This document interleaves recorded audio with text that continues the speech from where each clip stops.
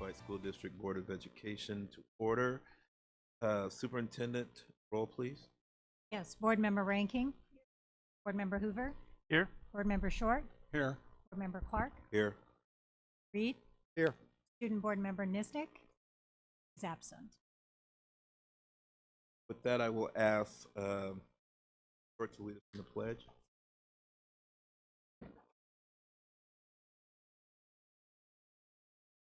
Ready?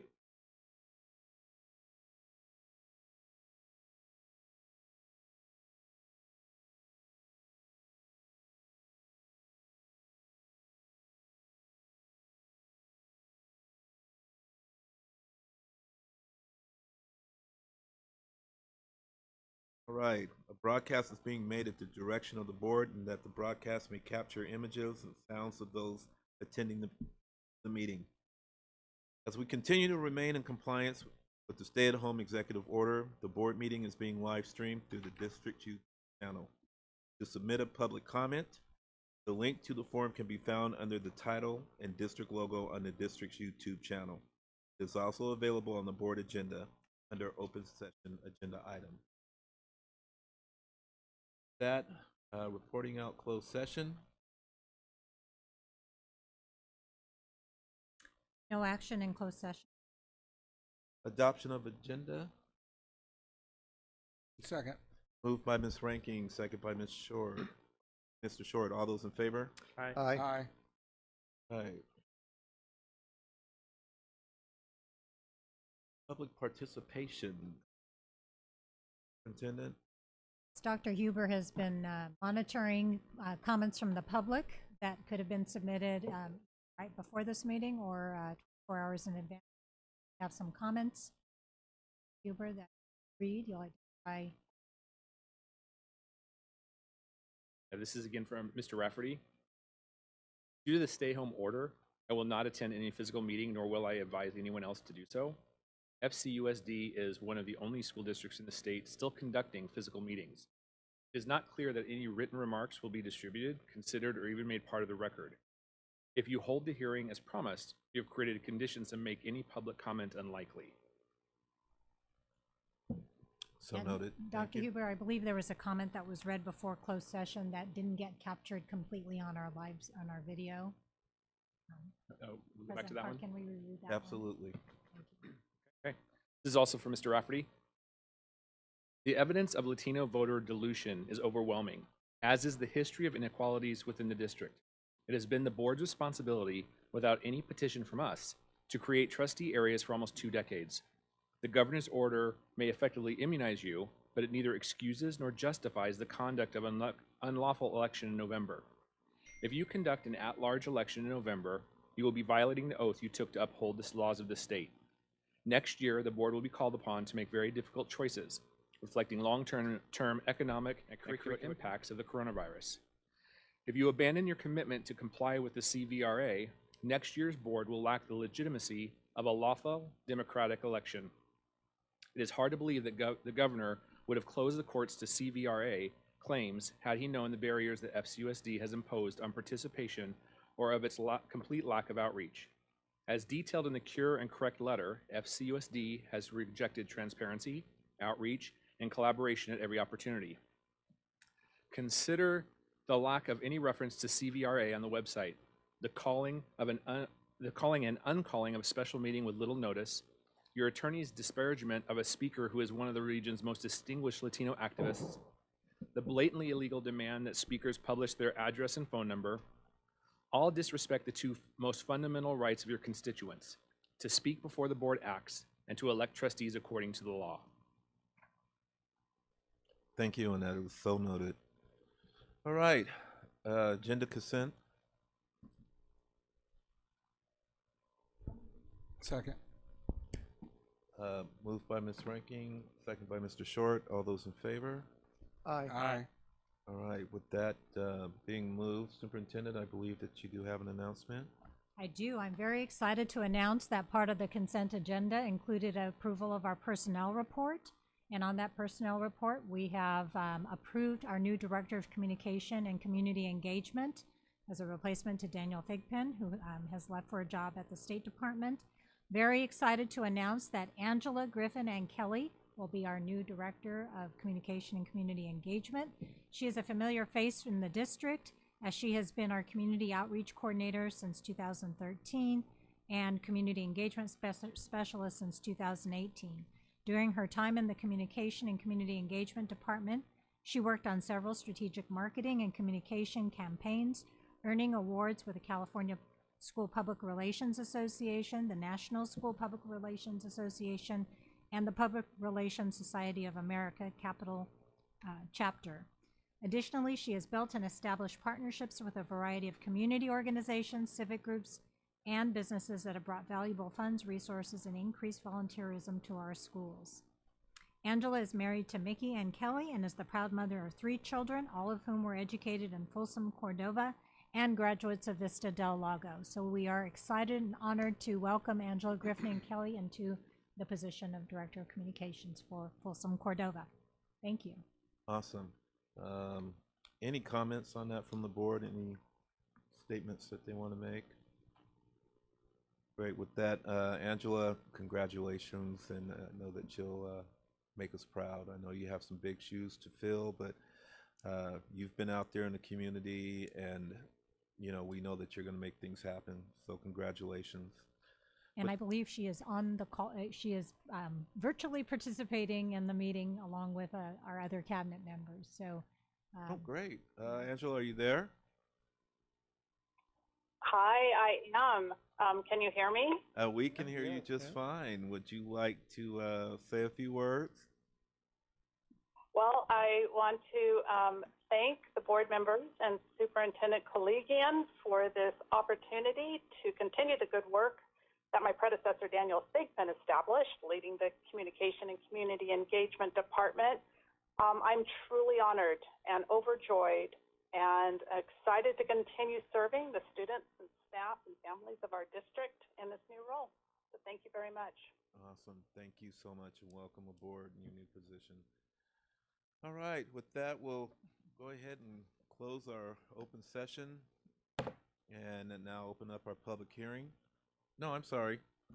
We need to go to item 9 for discussion action item. Adopt resolution number 414-2040, postponement of public hearings, transition to trustee area elections. Superintendent?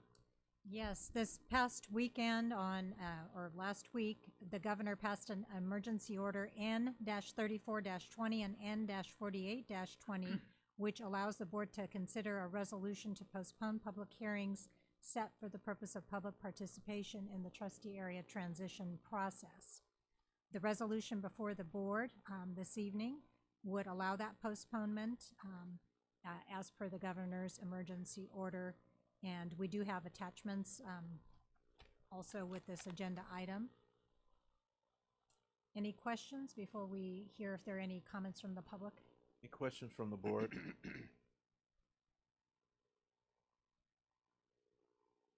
Hearing none. Any questions from the public? Any comments from the public? We do have comment from Mr. Rafferty. Although 3 trustees appear to enthuse over trustee areas, it's become clear from the start that the administration and some trustees never regarded the resolution of intent was anything more than a device to delay and then to frustrate access to the courts.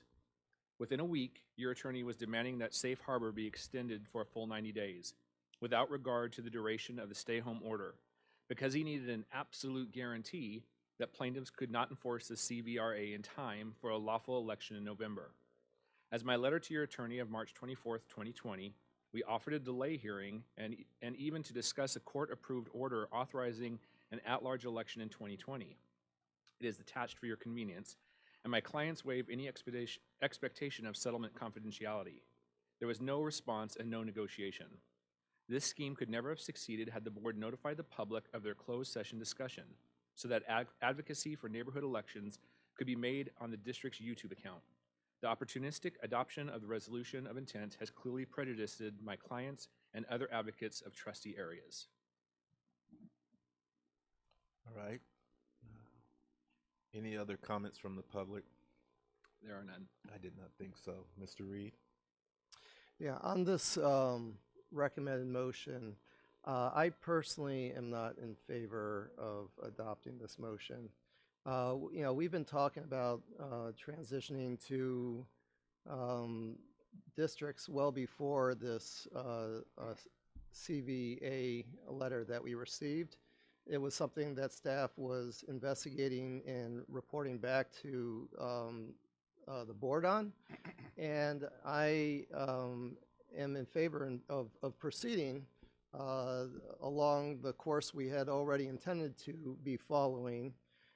Yes, we do have a pandemic now. I mean, there's no getting around that. But part of our fiduciary responsibilities as a governing body is to continue operation. To hide behind, although I'm appreciative the governor extended this opportunity to hit the pause button.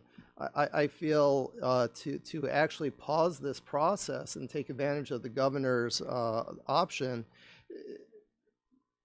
in my opinion, is verging on a dereliction of our responsibilities as a board to move forward.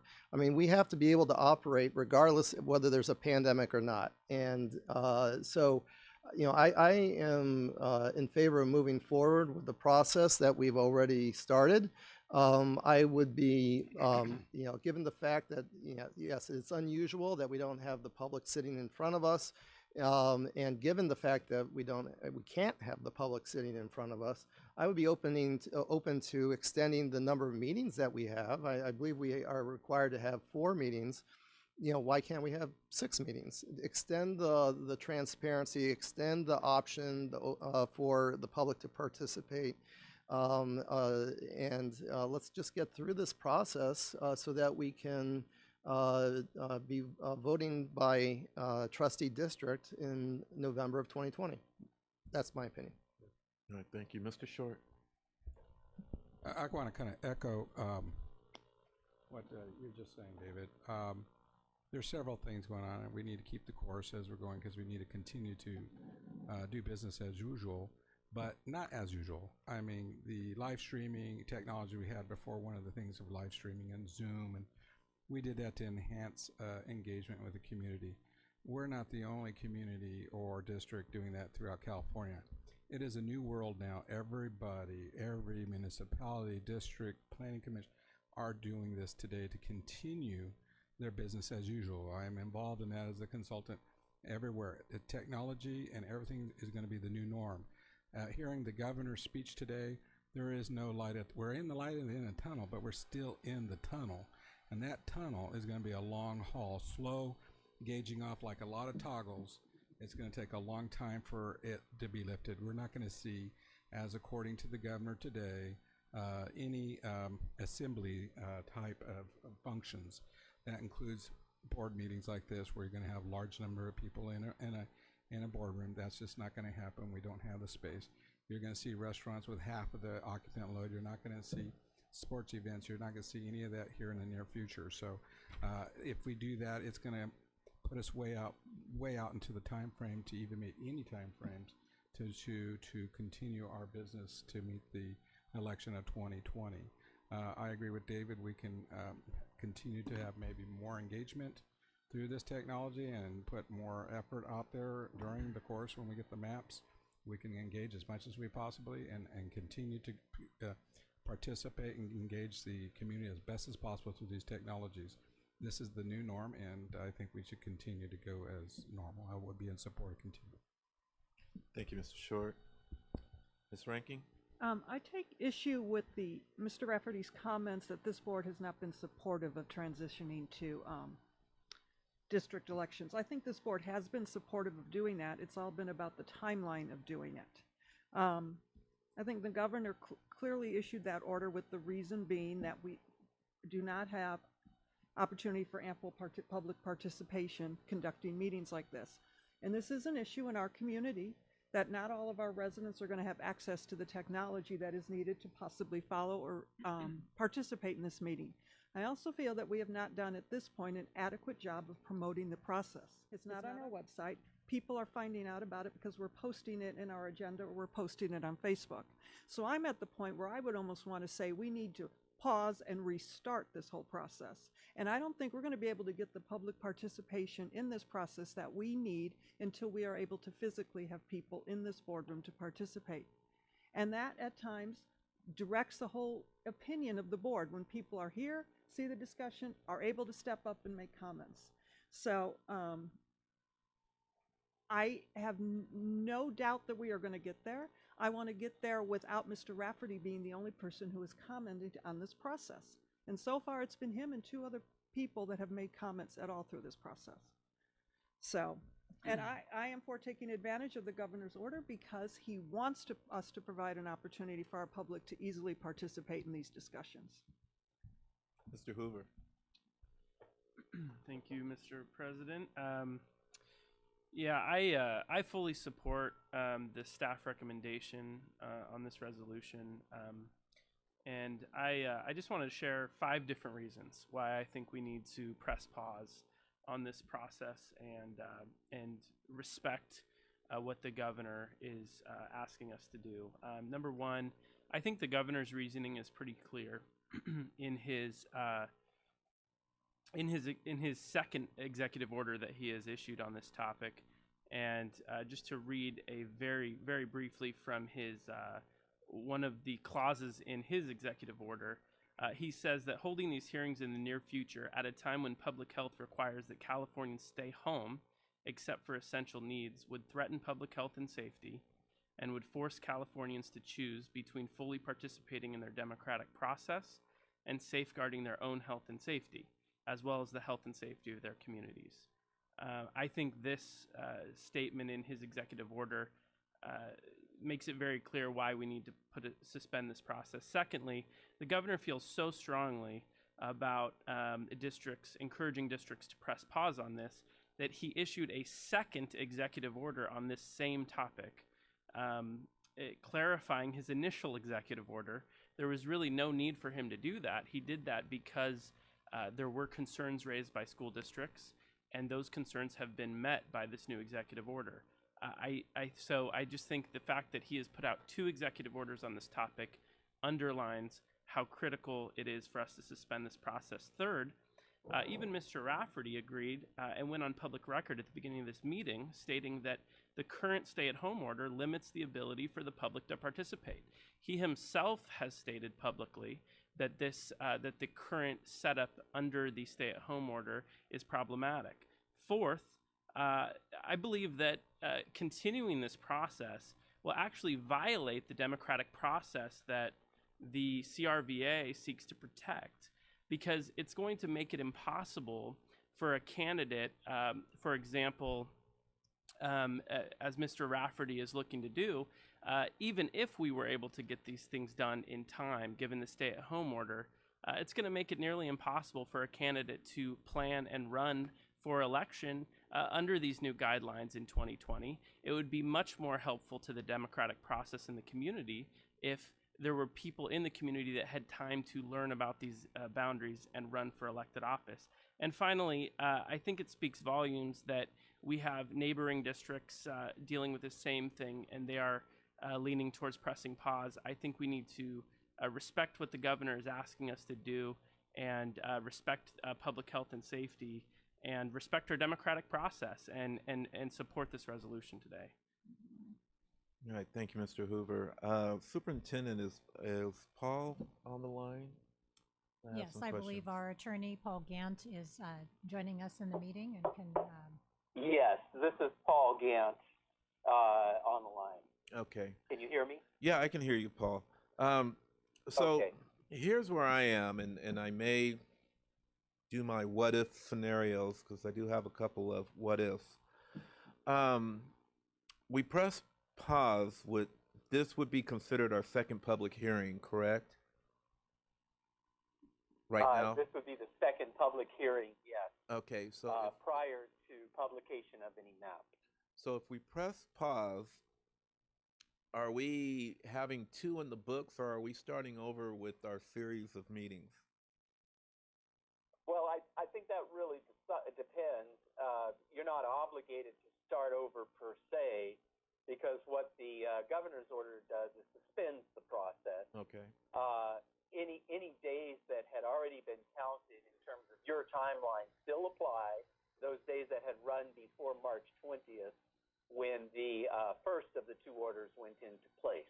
Right. So you had 90 days from the passage of the notice of intent, and of those 90 days, 8 days ran before the governor's emergency order, the first of the two. So that would leave about 82 days once the two emergency orders are lifted because of the criteria being met that the governor alluded to.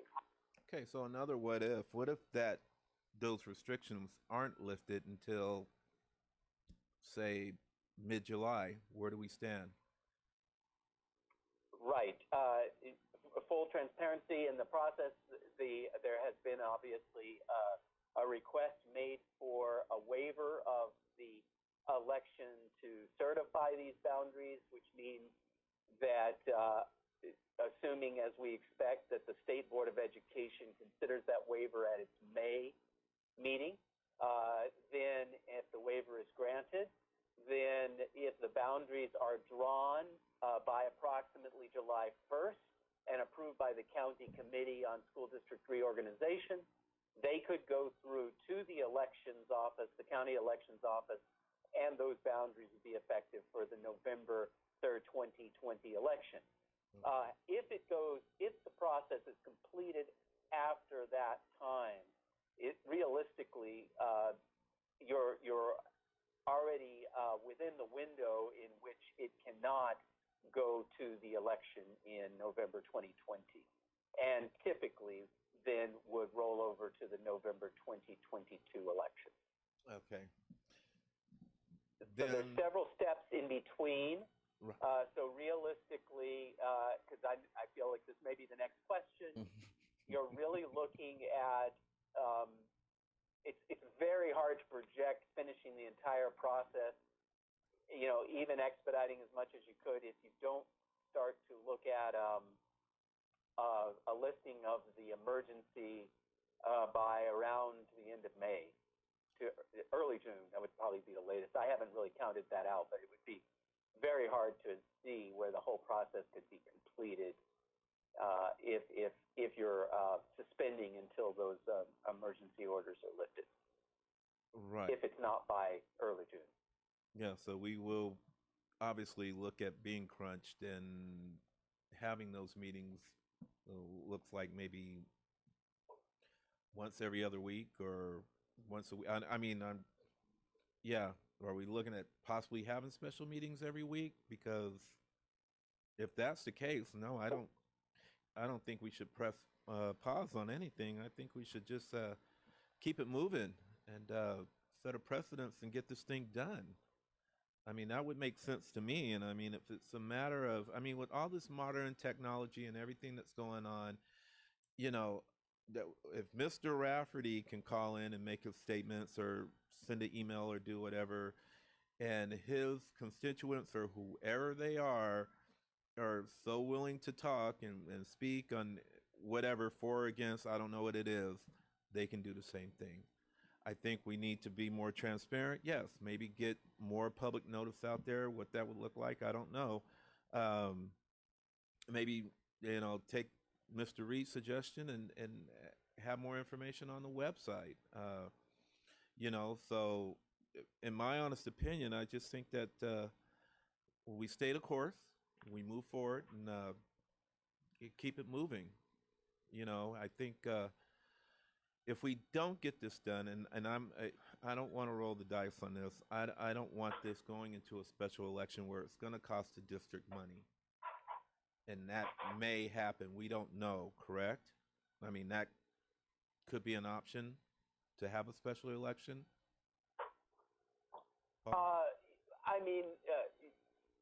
I don't.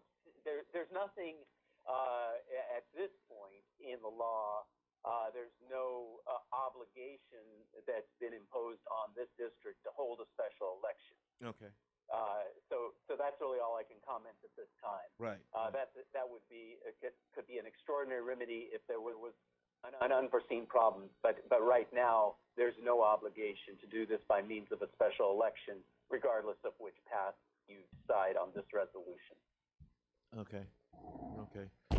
And you know, I was trying to listen to some of Mr. Rafferty's comments, and you know, I think he said 3 of the board members were against it. I don't think so. I think we've been in great communication during our meetings and talking this thing out. And I know that the board wants a resolution, albeit that, you know, we have difference of opinions, and you know, I get that. But you know, if Mr. Rafferty is going to come out and say something, please be precise. And if you want to call us out on whoever opposes thing, then do so. And I know he's listening, and hello, but I think we're, you know, my feelings is that we move forward and stay the course. So with that, I'll Mr. Short.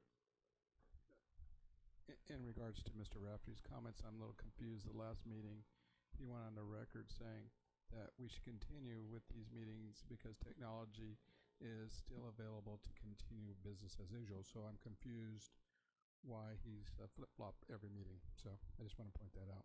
Okay. Mr. Reed? Yeah. One thing I would also like to point out is if we go forward and create these board districts and have an election in November of 2020 on the district basis, it doesn't mean that these districts are going to be in place for the next 10 years. They're going to be in place for 1 year. As soon as we get the 2020 census results, we're going to go back and redraw them again. So it's not like we're going to, in adopting a district process for November of 2020, we're not binding ourselves for the next 10 years. We're binding ourselves for 1 year.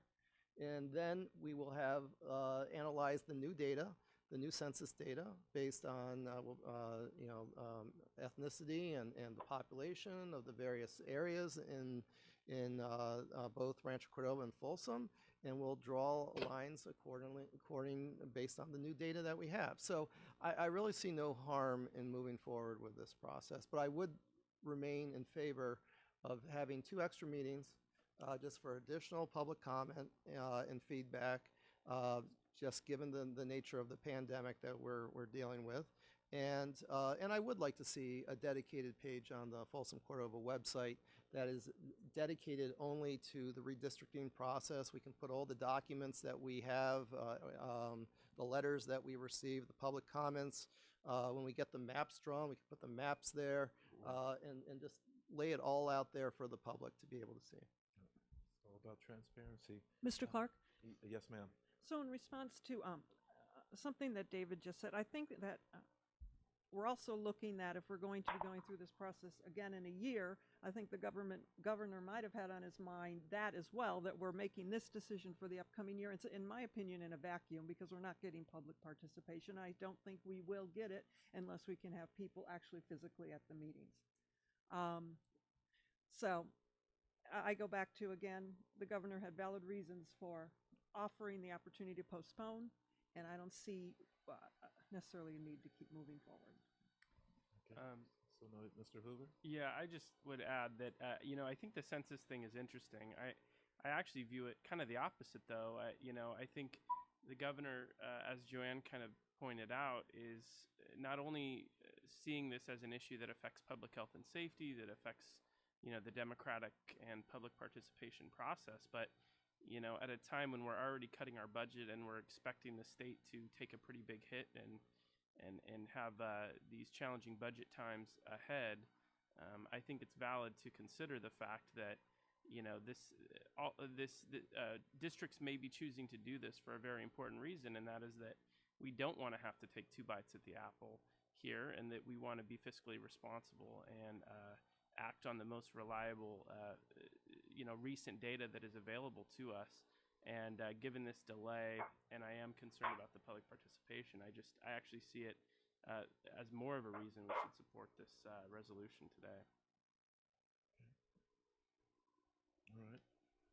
With that, I'll take a motion to move it, not to move it, to go as we continued the hearing. Yeah, so that's my motion to continue. Okay. Superintendent, can you call roll on this motion? Just so it's, oh, can I get a second on that? I'll second that. All right, Superintendent, can you call roll just for the record? Yes. Board Member Short? That would be a no on the to delay. Well, what's the motion Well, again? Can well, we yeah, clarify the motion? Yeah, clarify. The motion is to continue with the hearing. So then that would be a yes. Then It'd be a yes to continue. Yes. Or a no on the The resolution, no on the correct? the Or- no on the resolution. You'd be voting no on the resolution. Yeah, the no. Yes. okay. So Let me clarify my motion. It's a no Okay. on the resolution. Right. Okay. Okay, so Board Member Short? No. Okay, Board Member Clark? No. Board Member Reed? no on the resolution. Board Member Hoover? Yes. And Board Member Ranking? All right. 3-2, Yes. 3 for the resolution not to move forward. Correct. To move forward. To move forward.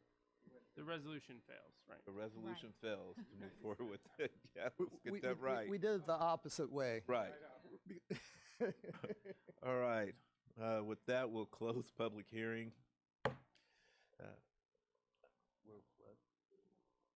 Oh, we sure didn't. Okay, we're going to open public hearing. I'm getting ahead of myself. All right, any comments from the public? Let me guess. Our superintendent, did you have anything?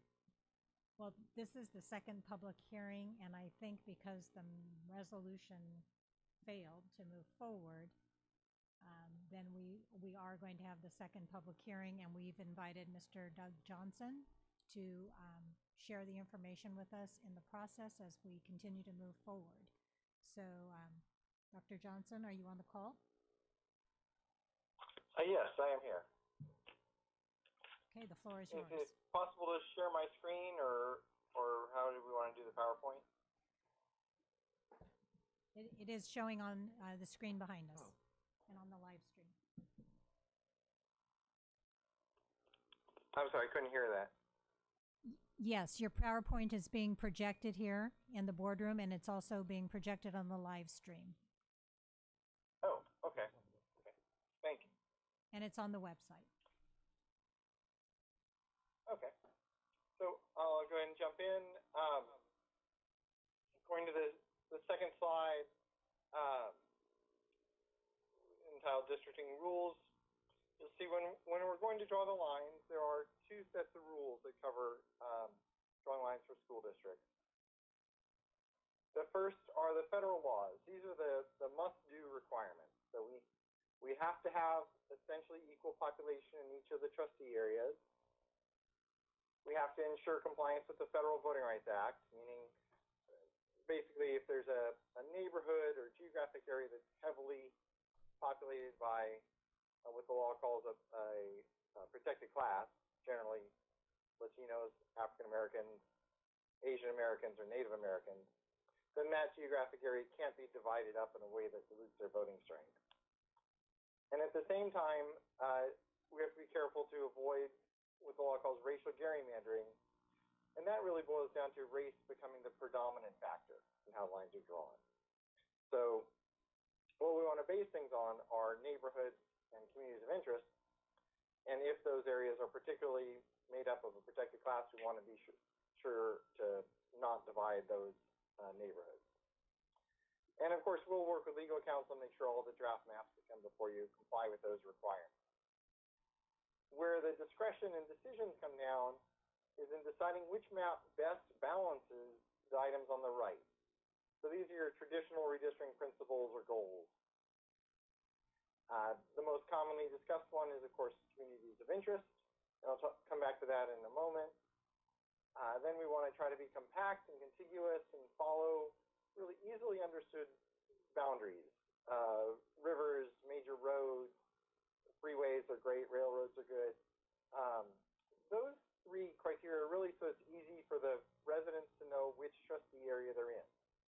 If they want to go knock on doors, it's easiest if they know it goes from the freeway to another major road rather than cutting through a neighborhood. So those are three goals. Of course, those all run into challenges with the equal population requirement in particular. Then the courts have said you can try to respect the voters' choices. You can look at where the current board members live and try to ensure they're each in a separate seat. I do want to clarify that that is not, when we think of gerrymandering for like Congress, those folks are trying to pick their supporters and make a very friendly district. This is not that kind of line drawing. This is simply trying to say, let's let each current board member run for re-election so the voters can decide who has earned re-election, rather than the line telling the voters it doesn't matter, somebody's out, no matter how much the voters like them. And then we always mention planned future growth, because, as was already mentioned, this map will only be used for this year's election. We're not really looking at that now, but when you come back next year and draw the map that will be used for the rest of the decade, that'll be a consideration you can have at that point. Going to slide 3, looking at your demographics. I'm not going to go through all these numbers. The key number is the total population in the top left at just over 115,000, which means that to have equal population, we want each trustee area to be as close to 23,107 people as possible. I will note, because it has come up in some of the questions and comments from Mr. Rafferty in particular, we are excluding the prison population. So we're not counting the prison towards these numbers. Then there's a lot of data provided on citizen voting age population, which is your eligible voters, language spoken at home, a bunch of other data you can see on the screen that we provide that can help guide a discussion about communities of interest, if people can think of their communities of interest in those ways. So all of this data for every trustee area and every map will be provided by NBC. So that if someone wants to see, is there a trustee area where renters are majority, they'll be able to look and see in the data for each map if there are one or more trustee areas like that. Same thing with any of these other factors. Going on to slide 4, where it says at the top, Latino share of total CVAP. CVAP stands for Citizen Voting Age Population. This is what the courts look at for Voting Rights Act compliance. So what we're looking for is an area, a significant neighborhood or a significant geographic area where Latinos are a larger than average share of the population, or ideally a majority of the population. And so the areas that are purple are 0 to 25%, blue are 25 to 50%, and then the greens, yellows, and reds are the majority Latino areas. As you can see, there's no major geographic area where Latinos stand out. Obviously, they, like all the different ethnic groups in the district, are spread everywhere. You see highlighted with the arrows at the bottom a couple of census blocks that are red. Those are 75% or more Latino, but they combine, they only contain 6 people. So those are not going to drive the demographics of any trustee area. And essentially what this is showing is that we don't have any kind of traditional Voting Rights Act neighborhoods that we're looking to be careful not to divide up, because there just aren't those kinds of geographic concentrations in this district. The next slide, slide 5, is the same map for African Americans. And again, there's no area where African Americans are majority. Get a couple of little census blocks in the West End, like we did with Latinos, where African Americans rise to be about 1/3 of the eligible voters, but that's as big as they get anywhere in the district. And again, it's not saying there aren't African Americans, there obviously are. They're just spread throughout the whole district. And finally, slide 6, we have the Asian American numbers. We do get a bit of a concentration. You can see over in the east and a little bit in Rancho Cordova, where we get some light blues, a couple of greens popping up where Asian Americans get close to 50% or just over 50%. So those are 2 areas, in particular over in the east, areas that we want to be sure we don't divide up when we're drawing trustee areas. There's nowhere near the numbers and concentrations for Asian Americans to be a majority of a trustee area, but we still don't want to dilute those 2 areas that are noted. So outside of those voting rights defined concerns, we really come down to communities of interest in general. And there are 2 questions when it comes to communities of interest in school trustee area drawing. First of all is the obvious, what is your community of interest? And it could be anything. It could be a neighborhood around a park, it could be an area between two major roads, but the most common one is certainly school attendance areas. People, when they think of school districts, that's usually how they identify, is with what schools they attend. And then there's the second question for school districts, which is, okay, this is your community of interest. For example, your school attendance area. Do you want it kept together in one trustee area so that it maximizes your ability to elect that one representative to the board? Or do you want two or more, multiple representatives covering your trustee area, covering your attendance area? So that you have multiple board members that are accountable to the residents of that trustee area. That also has a side effect of, some call it a side effect, some call it a bonus, of the board members continue to think about the district as a whole and the students as a whole. It helps alleviate a feeling of, I represent this school district, you represent that school district, I'll run my school, you run your school. We still want the schools to be run by the staff and the teachers, and the board to be focused on the larger policy questions rather than starting to feel like they control school. So on the next slide, slide 8, just for reference, I have those attendance areas shown. On the left, you see the elementary school areas. On the right, you see the high school and middle school attendance areas. We can come back to those in the discussion if you wish. And then I show some examples on slide 9. Glendora Unified and Glendale Unified, they both took the first choice. And again, there's no right or wrong choice here. But they have very regional trustee areas. You can see in Glendora, there's a northwest and a southwest, and then a central south and northeast and southeast trustee areas. Really unifying each of those parts of the district within one trustee area. Glendale Unified did something similar. On slide 10, here you get the multiple representative maps. In this case, these examples are from Redwood City and Central Unified. And you can see that sometimes this leads to somewhat unusual looking necks.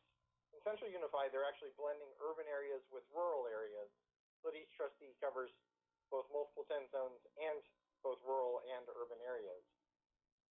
In Redwood City, it's less graphic, but you can see, particularly in the middle in Area 2, how some necks stretch out in order to make sure that trustees are representing multiple areas and each school attendance zone has multiple reps. Again, there's no right or wrong choice between these two. It comes down to what the residents and ultimately the board feel makes the most sense for your district. So that's what we're looking for tonight. I will note that, as you said, this is the second hearing. We did get feedback, mainly from the board at the first hearing, talking about wanting to see maps that have that blended or multiple representative area approach. We also have the comments that you've seen from Mr. Rafferty that I can address if you wish. I should note, just for the record, he has references in his April 14th letter to what the law is generally understood to require and principles, talking about minimizing divisions, keeping communities of interest together. And we'll make 2 points on that. Number one is that the law doesn't require that. The law for school districts leaves this an open question. And number two, I'll note that when drawing attendance zones, one of the goals and one of the requirements is that school boards and school districts look at trying to have diverse areas to generate diverse student bodies for their schools. So when Mr. Rafferty claims that having multiple representatives for an attendance zone is against the law, or as he puts it, injects just enough white Anglo voters in each district to preserve minority dilution, he's completely misunderstanding how attendance zones work. And you very well can have multiple representatives for a given attendance zone and still be complying with the goals of the California Voting Rights Act and the Federal Voting Rights Act. So I did want to address that and just point out that attendance zones are actually drawn to be diverse. They are not drawn, as he seems to imply, to concentrate a given ethnic group. So that factor doesn't really come in as he alleges it does. Happy to discuss any more questions you have or to hear any additional guidance you may have. I will note, too, going forward with the hearings, especially if we add more hearings, it'll be either me or Dr. Justin Levitt, who's my vice president, and he is on the line and hearing all the comments and discussion that we're having today, too. So if he is at a later meeting, I don't want to surprise anyone. He is participating throughout this process. That's my presentation for now. I welcome any comments you or residents have. All right. Thank you. Any questions from the public? Anybody? Comments? Sure. So again, from Mr. Rafferty. As Dr. Johnson recognizes, community of interest is the traditional criterion for dividing trustee areas, but the principle requires respecting them in a manner that minimizes their division. Compactedness is also a desired criterion, not one that can be disregarded in favor of an unstated or impermissible policy. In each case, Dr. Johnson proposes the opposite of what the law is generally understood to require, deliberately dividing attendance areas and other communities of interest in order to homogenize the districts. He calls the results non-compact, but policy-based. This approach deprives economically disadvantaged and chronically underrepresented neighborhoods a dedicated representative. It typically injects just enough white Anglo voters in each district to preserve minority voter dilution and the winner-take-all quality of at-large elections. For example, he divided El Cerrito High's feeder area into 3 trustee areas so that El Cerrito could continue to elect 3 of West Contra County's USD's trustees. The county committee rejected his map, and the court adopted plaintiff's map with minor accommodations. The board should draw trustee areas through a lens of equity, one that empowers the economically disadvantaged and chronically underrepresented neighborhoods. Due to legacies of discrimination, race, and ethnicity often correlate with these factors, as well as with the communities of interest based on limited English proficiency or immigration status. Race should only be considered in conjunction with these additional socioeconomic factors that indicate special need and a lack of political influence. Okay. And if I might, this is Doug Johnson again. I just want to clarify, as you no doubt suspect, the discussion of El Cerrito's feeder areas being divided for certain purposes is simply factually incorrect.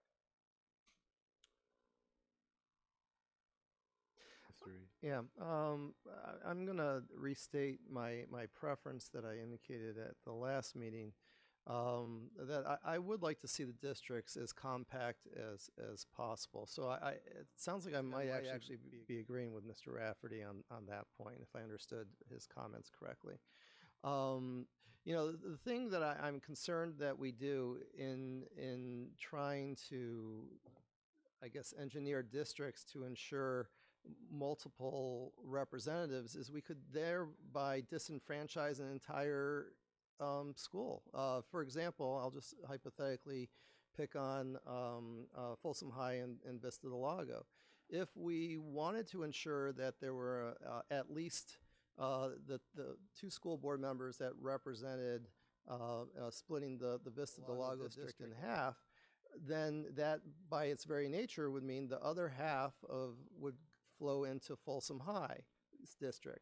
So you could hypothetically have a situation where either 2 school board members are elected from the Vista boundaries and not the Folsom High, or the opposite, are elected from the Folsom High and not the Vista, and then thereby guaranteeing that one of our high schools didn't have anybody who lived within the boundaries of that high school. So, I think it's important to have these compact districts where you can guarantee that, for example, Vista del Lago, which is the smaller of the 2 high schools in Folsom, is guaranteed to have at least 1 representative. Same thing with Folsom, same thing with Cordova. And I think you get that through these compact districts. It doesn't mean that compact districts don't cross over boundaries. I mean, certainly, I suspect you will have, if you had a district concentrated in the Vista area, you probably still would have at least part of the Vista boundary going into another board district. So I think you can accomplish both at the same time without creating anything like Central Unified. I mean, that's just I'm sorry, that's I do not like that map at all.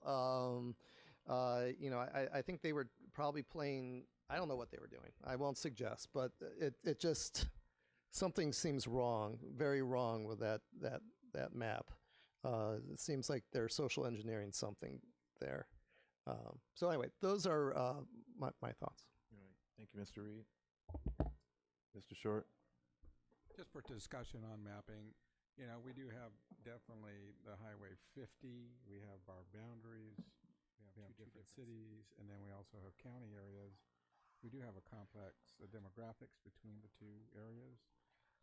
To meet the 23,000 population federal requirement, it's going to be interesting to see how all that plays out. So I think we need to come up with several scenarios so that we can see all the criteria, how they work out, and then start the discussion with some visual aids. I think would be a very good start with the three major criteria, and then start having discussion, because you're right. You're going to have some really interesting meandering lines across boundaries, like in Folsom. I think is going to be one of the areas with Vista and Folsom High. I think with the growth factor to think about in the future, we have a lot of growth moving on the south of 50, so we have to consider that also, which would be for Folsom side, all that 50 area over there. On the Rancho side, we have all this over here in the new high school. We had plans for that one, so we also have to consider the future growth too, and start putting that on the map too, so we get that map figured out for future growth. So that's going to be an interesting outlay. So I think we need to start that dialogue and have, like you said earlier, more meetings on it, more engagement. So I think it'd be a good idea. Thinking?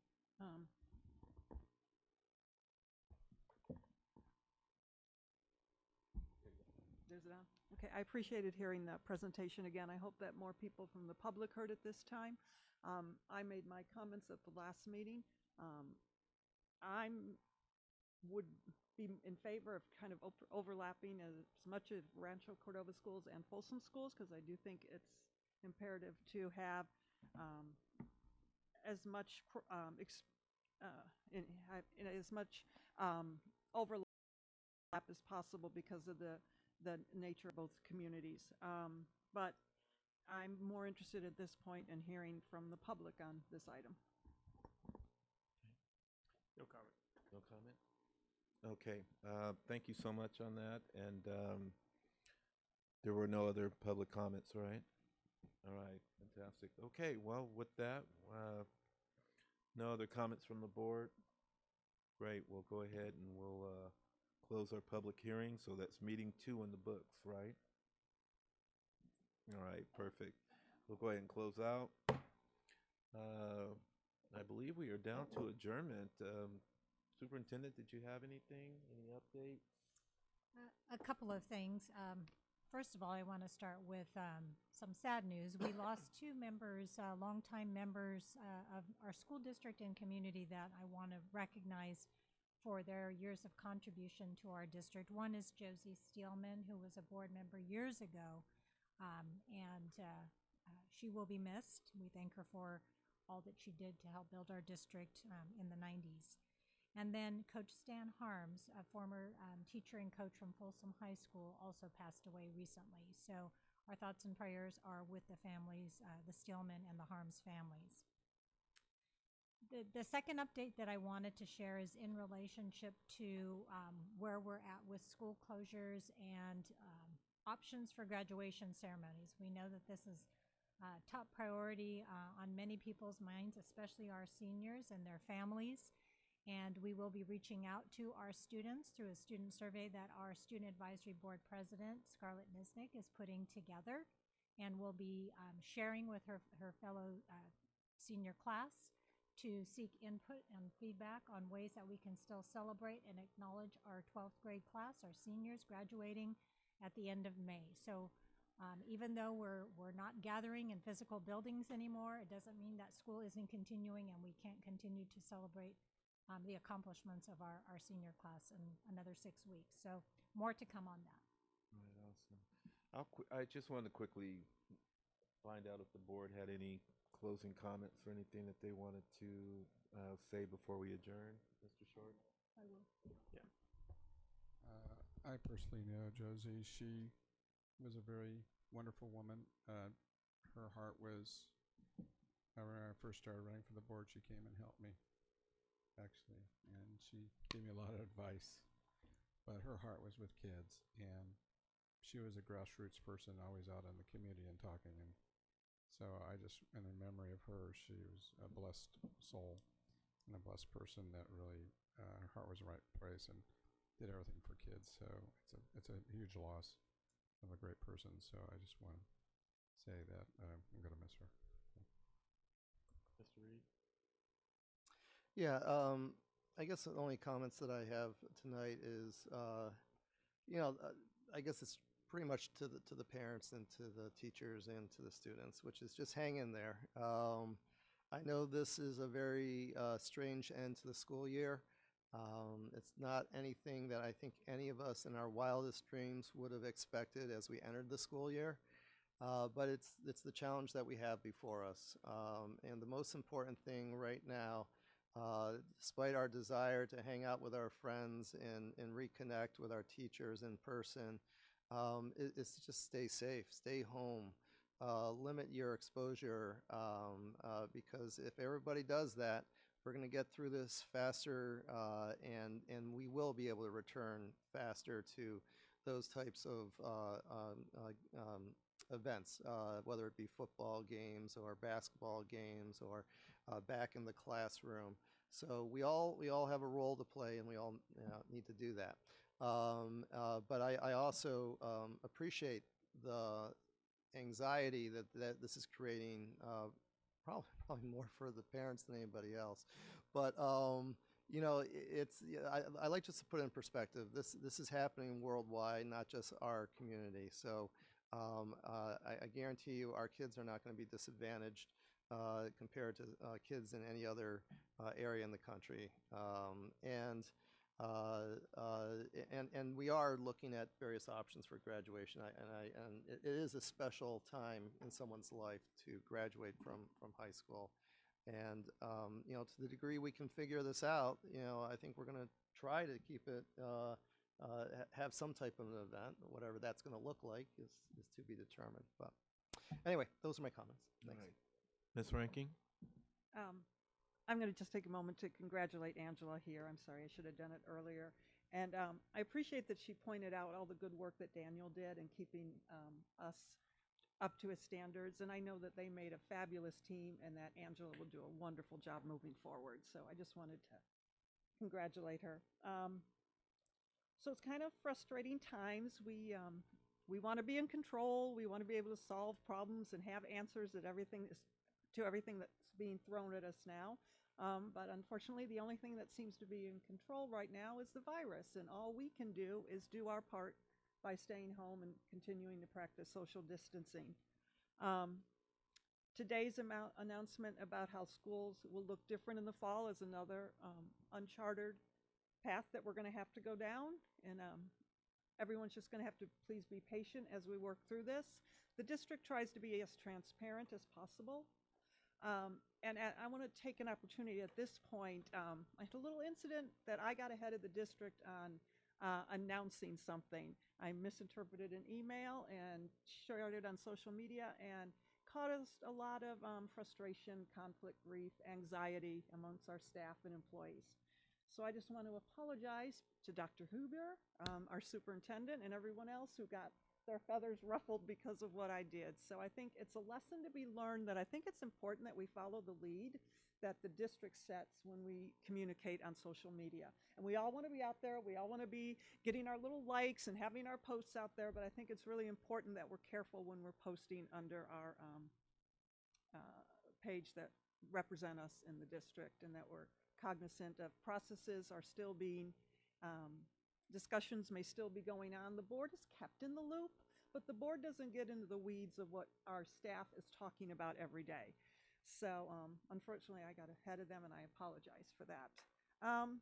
That's it. Everybody stay well, stay inside, but exercise. Okay, thank you.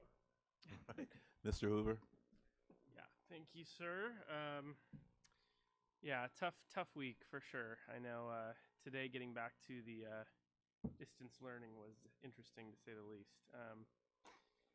and trying to work at the same time. So I know that everyone is struggling with that. I also wanted to, we heard some pretty sad news over the last couple weeks in a couple neighboring districts about a couple of suicides.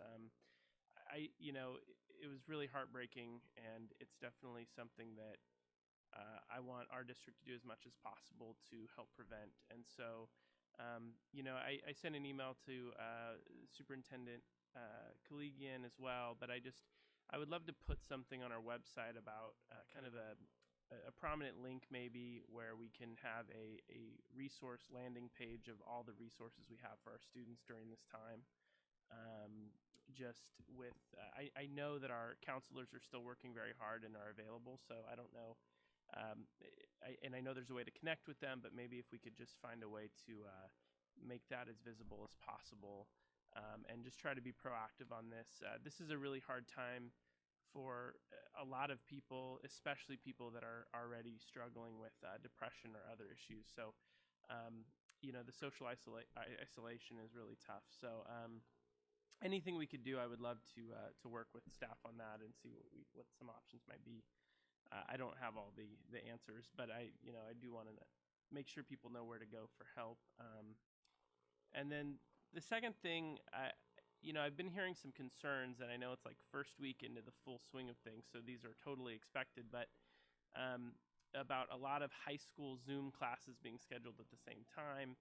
I'm sure these are things that are being worked out at the site level, but I just wanted to see if we could kind of maybe hear back at our next meeting, or maybe just hear an update on what's going on to help resolve these class schedules for kids that are being put in these situations where they have to be on multiple Zoom meetings at once, and it's not possible. So I would love to hear an update on how that's being worked out. I know we have a lot of things to iron out as we get used to this process, but most of all, thank you to everyone that's putting in all the time to make distance learning the best it can be. Right. Thank you. In closing, I just wanted to make a brief comment about Josephina Stillman. I had an opportunity to meet her twice, and she just gave me so much knowledge in the two conversations that we had. Made me appreciate, even now being a board member, and the involvement it takes to be active in our community. So with that being said, I just wanted to dedicate this meeting in her memory. So, if the family is out there listening, just know that our hearts are with you. You'll continue to be in our prayers. So with that being said, meeting adjourned.